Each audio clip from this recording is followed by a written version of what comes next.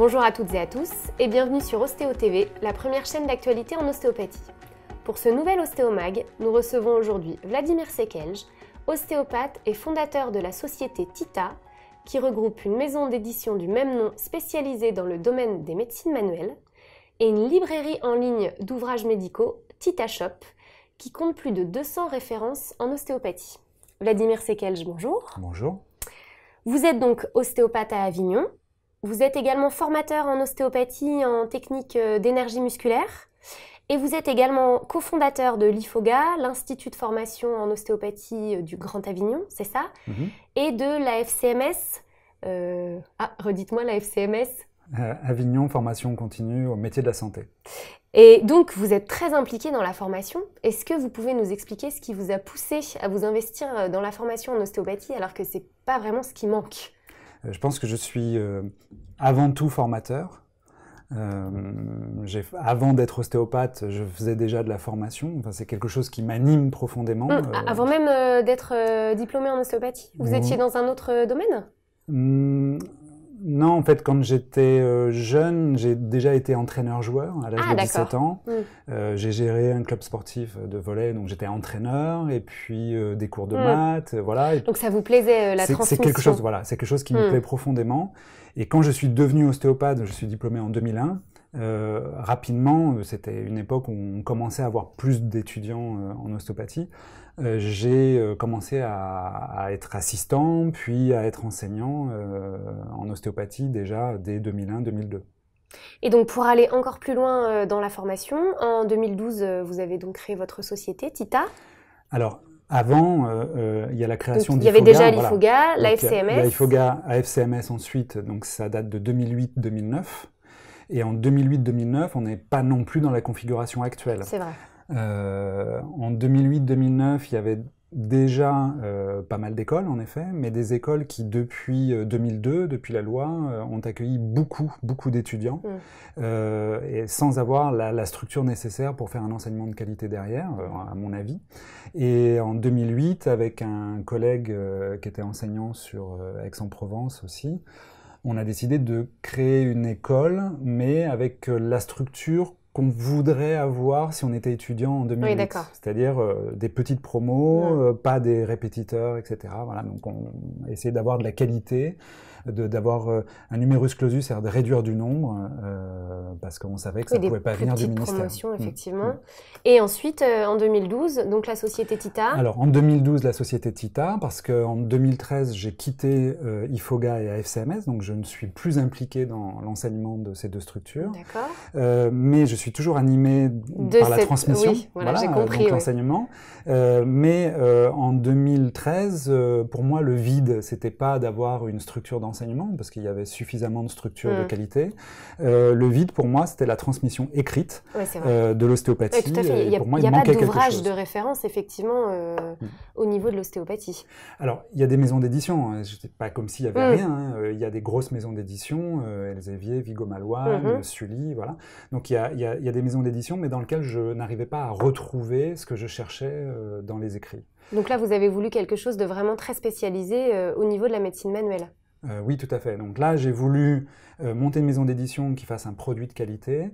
Je voulais, moi, en tant que professionnel de la formation et ostéopathe, puisque du coup, je suis du métier, mais j'ai aussi un vécu en tant que formateur, directeur d'école. J'ai un Master 2 en sciences de l'éducation.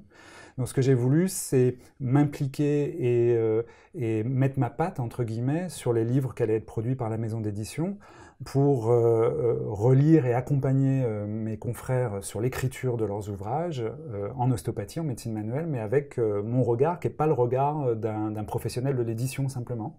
D'accord. Et puis je me suis associé avec un graphiste que je connais depuis longtemps et qui fait Thomas Moujotte, qui fait un très bon travail en termes de graphisme et sur toute la ligne. Donc toute la ligne éditoriale se fait avec lui. Et alors vous parliez de qualité. Justement sur votre site internet, on retrouve cette notion de qualité et notamment on lit cette phrase: la légitimité de cette médecine manuelle, donc l'ostéopathie, passe par des écrits de qualité qui ouvrent la porte à une transmission factuelle et durable. Donc, la question, c'est comment vous sélectionnez vos auteurs? Parce qu'il y a quand même beaucoup d'ostéopathes, beaucoup d'écrits, pas d'ouvrages de référence. Comment vous avez fait le tri? Alors, déjà, depuis... moi, j'ai commencé mes études en 95. Donc, j'ai croisé entre 95 et 2017 quand même pas mal d'enseignants, de formateurs, de très bonne qualité en France. Mais souvent, la transmission, elle se fait à l'oral, dans le cercle restreint d'une salle de cours. Et c'est dommageable parce que dans la durée, il n'y a pas de transmission qui reste. Et puis, il n'y a pas de confrontation, parce que l'écrit, ça permet une confrontation avec les autres. C'est facile de dire quelque chose dans une salle de cours, mais une fois qu'on l'écrit, on confronte avec les autres professionnels, on confronte avec les autres professions, avec les médecins, avec les kinés. Et de là, on a une contradiction et on peut faire évoluer ce qu'on dit, faire évoluer la profession. Donc l'idée, c'est ça. Et pour la sélection, écoutez, moi je connais des personnes qui ont un discours très intéressant ou un peu décalé. Je vais les chercher pour certains. D'autres viennent m'envoyer leurs écrits, et en tant que professionnel, je suis capable de dire si ça m'intéresse ou pas simplement en tant qu'éditeur, mais en tant qu'ostéopathe, en tant que professionnel. Et c'est comme ça que se fait la sélection.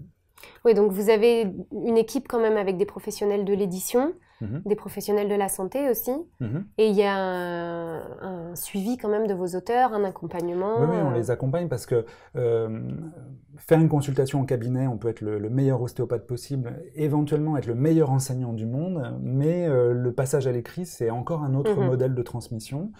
Donc on les accompagne sur l'écriture jusqu'à la réalisation finale de l'ouvrage. Et donc dans votre équipe, on retrouve Robert Mellé, qu'on connaît bien sur Ostéo TV parce qu'on l'a déjà reçu en tant que fondateur de la revue de l'ostéopathie. Et il dirige donc votre collection Essais en ostéopathie. C'est ça, tout à fait.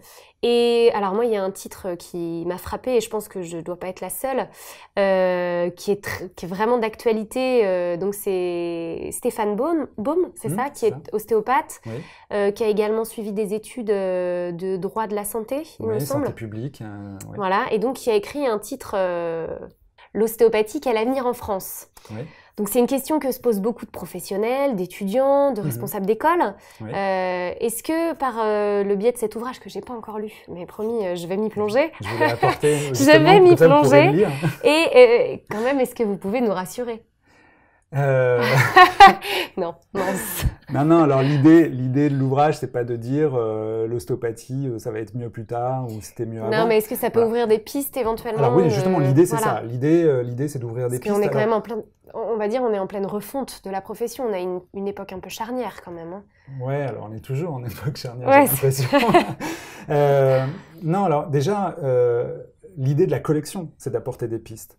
Parce que, si vous voulez, les maisons d'édition, en général, mettent sur le marché un livre parce que l'auteur est connu et ça va marcher, ou parce que le contenu est complet. Bon.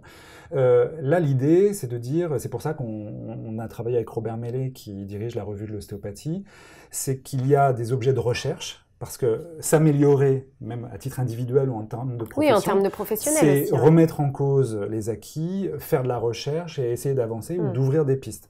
Bon, l'idée de la collection de recherche, c'est d'avoir la collection essai, c'est d'avoir des thématiques très précises, très particulières, qui souvent font des ouvrages qui sont pas très grands et qui sont très ciblés sur un public professionnel ou étudiant, mais c'est de donner cette chance-là à ce discours d'être disponible pour le public. Robert Mellé chapeaute l'ensemble de la collection pour avoir un style, une écriture, une rigueur scientifique. Et puis on a invité certains auteurs à transmettre leurs travaux de recherche. Pour le cas de Stéphane Baume est ostéopathe d'abord, et puis il s'est orienté en STAPS pour faire de la recherche en biomécanique, puis en droit de la santé, santé publique, voilà. Un certain recul, donc, une rigueur scientifique peut-être davantage. Voilà, donc il apporte cette rigueur juridique, scientifique, en plus, sur le monde de l'ostéopathie, en regardant comment se sont développées les autres professions de santé aussi en France. D'accord. Et il ouvre beaucoup de pistes en fait. Le livre est découpé en thématiques, la thématique de la recherche, la thématique de l'enseignement, la thématique de l'exercice l'exercice professionnel, le droit du patient. Et dans chacune de ces thématiques, qui sont des chapitres, eh bien, il vient décliner en fait des axes d'analyse et des axes de progrès pour la profession. Oui, donc des pistes de réflexion. Alors, bien sûr, des pistes de réflexion pour l'avenir professionnel. Alors, il y a des pistes qui sont plutôt qui referment, entre guillemets, qui disent bah, là, on va être un peu en bout de course sur ce schéma-là si on continue comme ça. Et puis d'autres pistes, on va dans le mur. Et d'autres pistes qui disent bah, ok, il y a des choses qui s'ouvrent et compte tenu du droit et des autres professions, il y a espoir sur certaines autres pistes. Ouais, donc vous, on l'a bien compris, vous croyez quand même en l'ostéopathie? Bah, oui et non, mais je crois qu'il y a beaucoup d'éléments qui font croire à l'ostéopathie. Il faut que ça soit, il faut pas que ça soit la foire d'empoigne, il faut que ça soit cadré. Ouais, il y a un petit peu de travail aussi là-dessus. Il y a du travail, on est sur des professions libérales, donc forcément, il y a un état d'esprit libéral, bien sûr, en plus, autonome, solitaire, qui peut être négatif, mais bon, c'est pas la seule profession libérale en France. Mais il y a beaucoup de pistes d'espérance.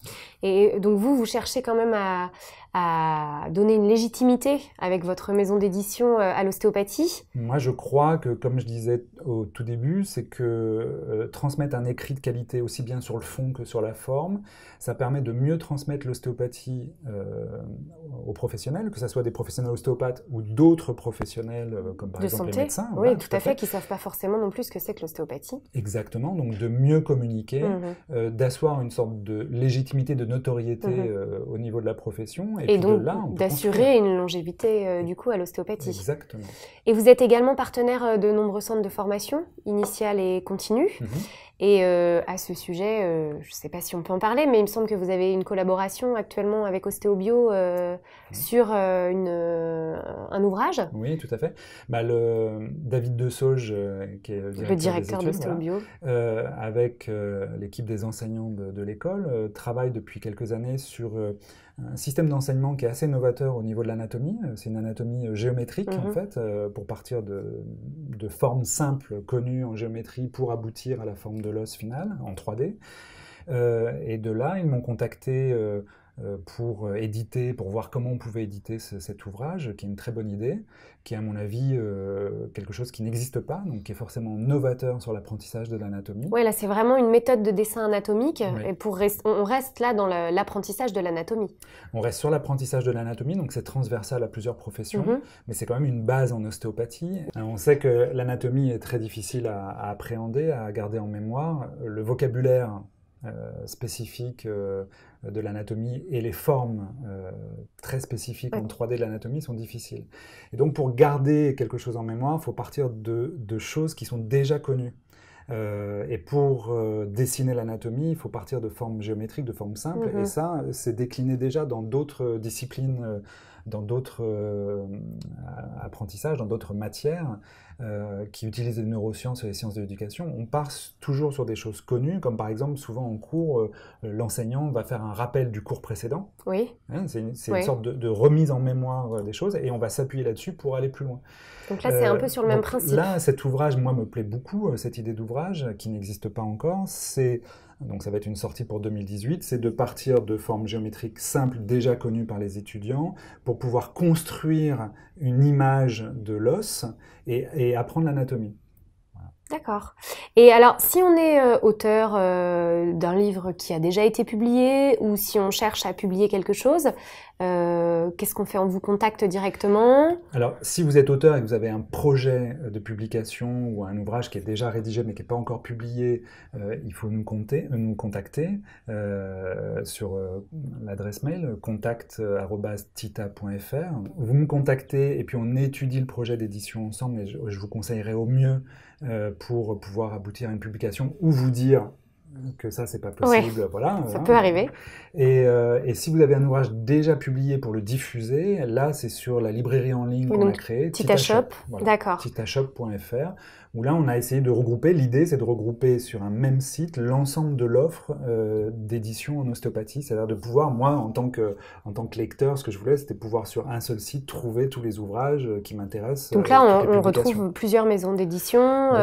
Tout, normalement, tout. Si on est passé à côté de quelque chose, il faut nous envoyer un mail, on le trouvera. Mais j'ai vu que vous aviez même de la médecine vétérinaire, vétérinaires Mais oui, parce qu'en fait, on est partenaire d'écoles vétérinaires qui nous ont demandé des ouvrages d'ostéopathie et des ouvrages donc, du coup d'anatomie vétérinaire et du coup de médecine, puisqu'il y a des ostéopathes équins, ce sont les plus connus, mais en fait il y a des ostéopathes vétérinaires, il y a des établissements de formation, voilà.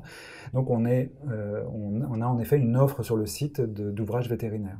Donc si on est étudiant ou professionnel ou responsable d'école, si on cherche un livre, un ouvrage normalement qui fait référence en ostéopathie ou en médecine manuelle en tout cas, sur TitaShop, on est censé trouver notre bonheur. Normalement, vous trouvez tout et vous trouvez l'introuvable parce que vous trouvez des livres qu'on ne trouve pas sur Amazon, par exemple. Ah oui. Oui, tout à fait. Vous allez détrôner Amazon. Ben, on va pas détrôner Amazon, mais nous, on est vraiment artisans, entre guillemets, et donc on met en avant des ouvrages qui sont parfois pas diffusés ailleurs. Donc Tita Édition, TitaShop. Voilà. Et normalement, avec tout ça, on a toutes les références pour être un bon praticien. Normalement, vous devrez être heureux. Merci beaucoup, Monsieur Sekelj, d'avoir répondu à notre invitation. Ostéomag, c'est fini pour aujourd'hui, mais on se retrouve très bientôt pour une nouvelle émission.